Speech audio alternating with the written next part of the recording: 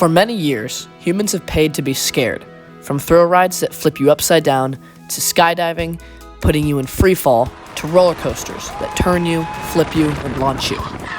Why is it that amusement parks globally bring in hundreds of thousands of people every year? What is going on in our brains that makes us keep coming back time after time? Well, as it turns out, being scared might actually be good for you and your brain. So, when you go on roller coasters, your thinking and intellectual brain is shut off. Roller coasters bring out a primal reaction of thrill and survival instinct within you.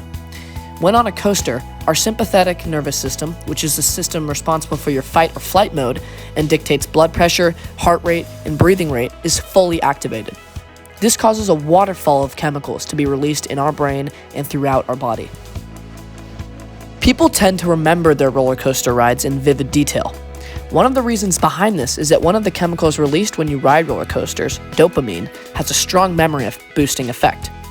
Whenever our body is in a heightened state of stress or thrill, whenever we're really afraid, we work really hard to encapsulate every detail into our memory because it's critical that we remember scary or threatening things so that we can avoid them in the future. One iconic part of amusement parks is the scream. You can hear it from basically anywhere in a thrill park. In fact, screaming actually makes people feel better.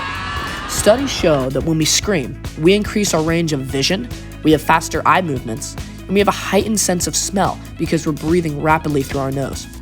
Screaming can also be fun when you realize you're on a safe roller coaster. For instance, during roller coasters, your brain might not know it's safe, at least not right away. When on a coaster, your brain is trying to quickly assess if you're safe in the situation, and your sympathetic nervous system is driving a big chemical reaction. A big part of this is driven by the amygdala, which is very deep inside the brain and is responsible for emotional regulation. It basically works as an emotional control center and can push more chemicals throughout the body or slow them down and bring them back. Once you realize you're actually safe on these rides, the parasympathetic nervous system comes in to decrease the sense of threat. When the parasympathetic takes over, endorphins like dopamine, serotonin, endocannabinoids, and oxytocin make our brain and body feel amazing. And what's left on the roller coaster ride is a feeling of euphoria that you get from the release of these neurotransmitters. Another aspect of roller coasters is the stomach drop. When you're plummeting down a hill, your stomach is actually moving in your body. The force of gravity keeps our organs in the same place in day-to-day life. But during the drop of a roller coaster, our organs drop with the rest of us, and that sensation is very unsettling. Why is this? Well, our sense of reality is based on a predictive system in the brain, which is constantly trying to anticipate what is going to happen next, so we're prepared for it.